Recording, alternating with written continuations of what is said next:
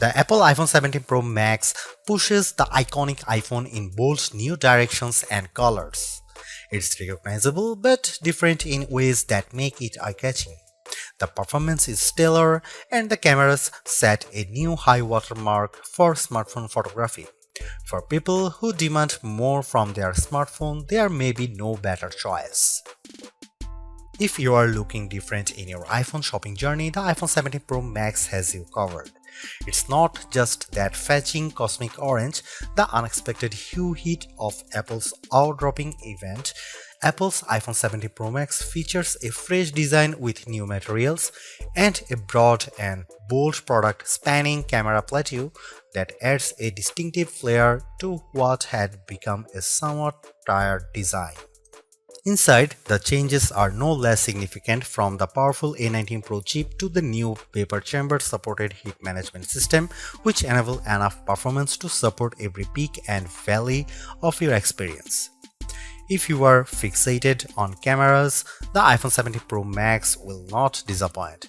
There are now finally three 48-megapixel lenses that support a wide range of shooting styles.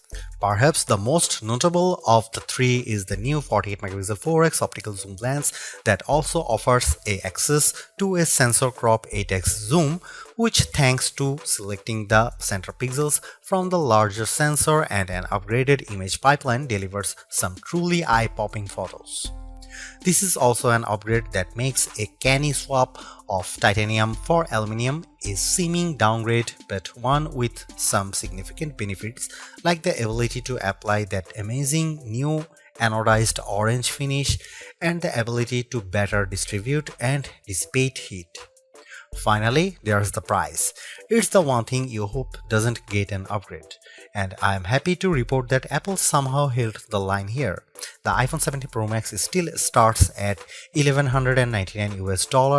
It's never been a cheap smartphone, but then this one is for the pros, and I think they will be very happy. I know I am. As for why you might buy the iPhone 17 Pro Max over the iPhone 17 Pro, that comes down to screen size, battery life potential, and the option to get up to 2TB of storage. Otherwise, these iPhones are identical. The iPhone 17 Pro Max was announced at Apple's eye-dropping event on September 9. Pre-orders began on September 12, and the phone arrives in stores and starts shipping on September 19.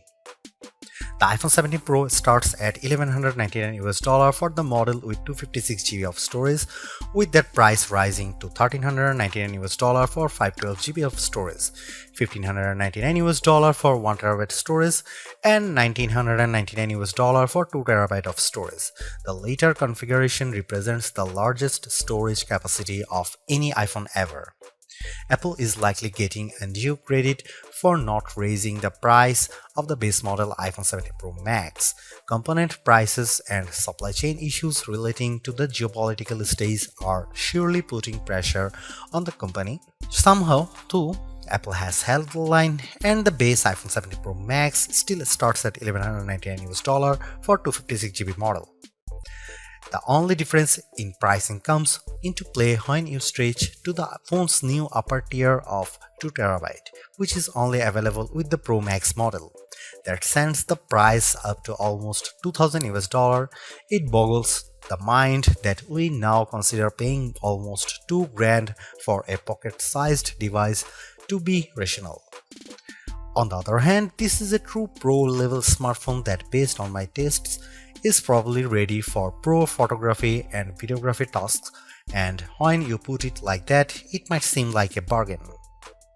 I saw enough leaks in the run-up to the iPhone 17 line launch to have a pretty good idea of what was coming, and to be honest, I was preparing to hate the iPhone 17 Pro Max redesign and colors. Yet, here I am now, quite pleased with the giant plateau, and yes, loving cosmic orange. In many ways, the iPhone 17 Pro Max is still undoubtedly part of long lineage of iPhones before it.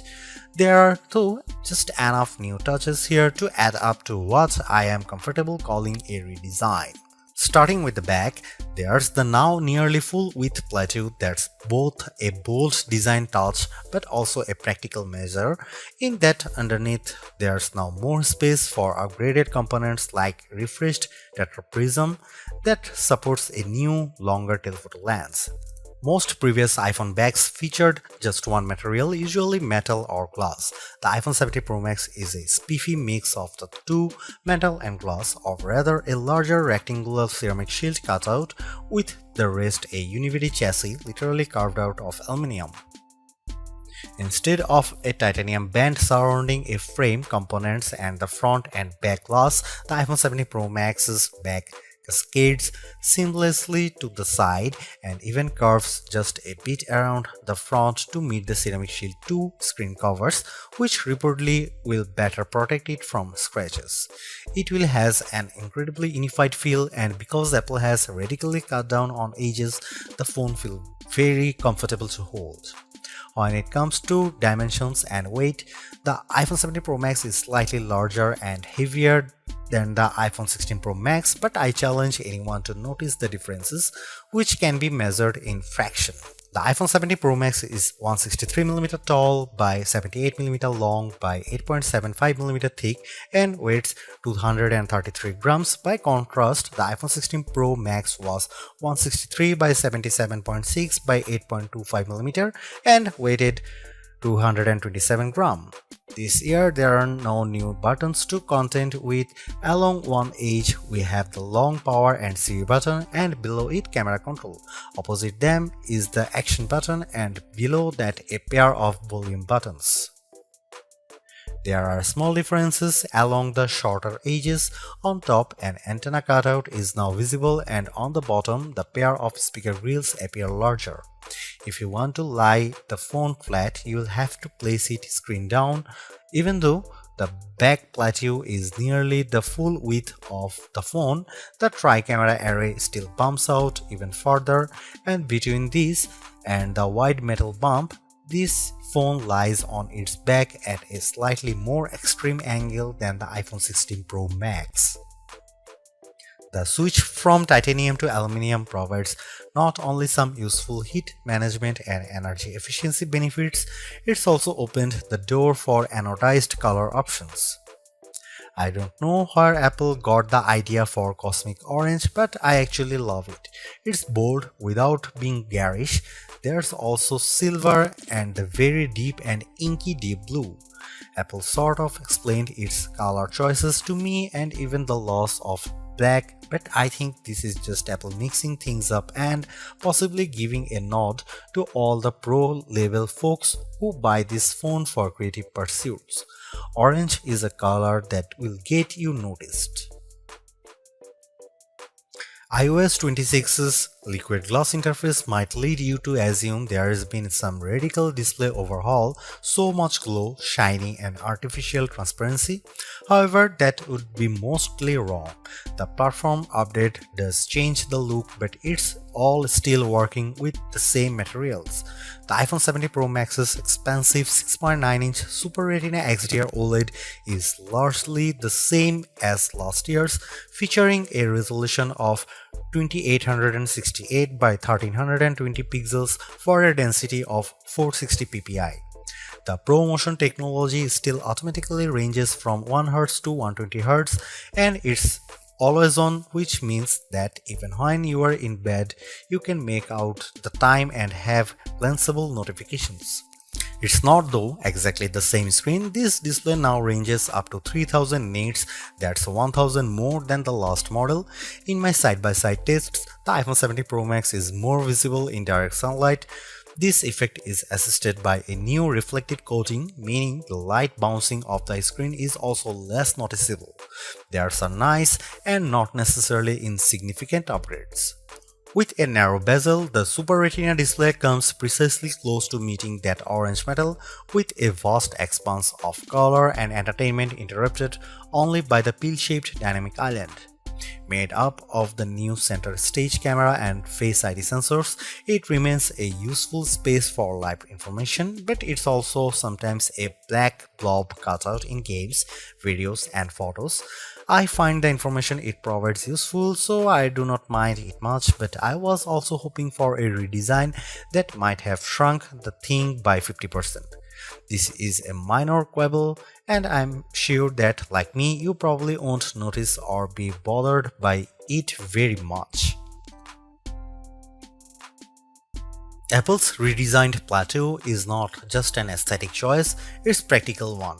Underneath that now larger raised platform is a lot of technology, including a new tetraprism to support Apple's longest and highest resolution telephoto lens ever. It's simply one highlight of a stellar iPhone 17 Pro Max camera system. There are a total of 4 cameras, with Apple calling the rear trio fusion cameras. The main camera is 48 megapixel, ultra-wide is also 48 megapixel, and telephoto also 48 megapixel with 4x optical, and the selfie camera is 18 megapixel. Those specs only tell half the story. In general, you are not shooting at the full frame 48 megapixel resolution, or rather, you might be using all 48 million pixels to produce a high quality 24 megapixel or even 12 megapixel to produce an 8x optical quality sensor crop. The ultrawide will by default shoot 12 megapixel macro photos. In virtually every instance, this is a case where less is more. Apple uses all that pixel information and its remarkable image pipeline to deliver fantastic photos with true life colors and exquisite detail. Here are some camera samples of the iPhone 17 Pro Max.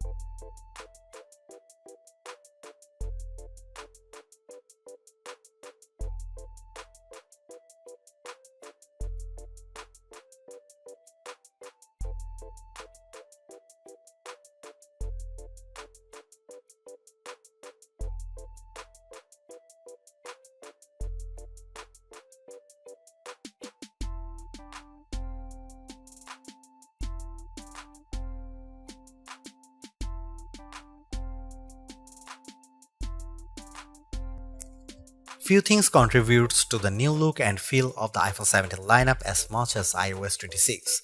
Liquid glass adds a translucent sheen to almost every aspect of the platform, and mostly it's gorgeous. Apple has done an excellent job of programming pixels to look like glass. Sometimes though, the transparency is overdone and I struggle to make out some interface elements. Think of it this way: when you can see through one element to view another, it can occasionally increase the overall clutter and make some things visually confusing. For example, when you swipe down on the screen to access global search, the search box still faintly shows what's behind it, which makes what's on top of it, what you are typing, a little harder to read. It's small issues that Apple could easily address in the next iOS update. In some cases too, like the new first-party app icons, control center, and dock, iOS 26 is a welcome update that gives everything a little polish without throwing out the most recognizable elements. Apple Intelligence gets a few updates, like live translation and the ability for images captured through visual intelligence to be transformed into calendar entries. I played a bit with Genmoji and Image Playground to experience those upgrades, but they are mostly minor and I still await the fully featured Siri that Apple has promised. The iPhone 17 Pro and iPhone 17 Pro Max might represent the most radical redesign of the iPhone in terms of internal components, we have seen in quite some time. In a way, Apple's external changes are directly connected to those updates. Let's start though with the A19 Pro chip, which is now supported by 12 GB of RAM. It's a formidable combo, and in our benchmark, it raised the bar for single and multi-core Geekbench scores while also boosting things like frame rates in games. The A19 features a 6-core CPU and GPUs. On the GPU side, each core features its own neural accelerator. It's a system that ably handles 4K video editing and AAA gameplay with equal aplomb. In games like Destiny Rising, reflections and atmospherics like fog and smoke match what you might see on a console. What's more remarkable too is that as you do all this, the phone remains relatively cool, and even if it gets a bit warmer in general, there is no one identifiable hotspot. That's down to the new heat management system, which includes a long and narrow vapor chamber that sits on the top of the A19 Pro, which is placed near the center of the iPhone 17 Pro Max's body. As the A19 Pro heats up, the water inside the vapor chamber absorbs the heat and vaporizing the water, which then condenses on the other end of the chamber. The process repeats continuously to manage and transfer the heat out across the chassis and to the more heat-efficient aluminum frame.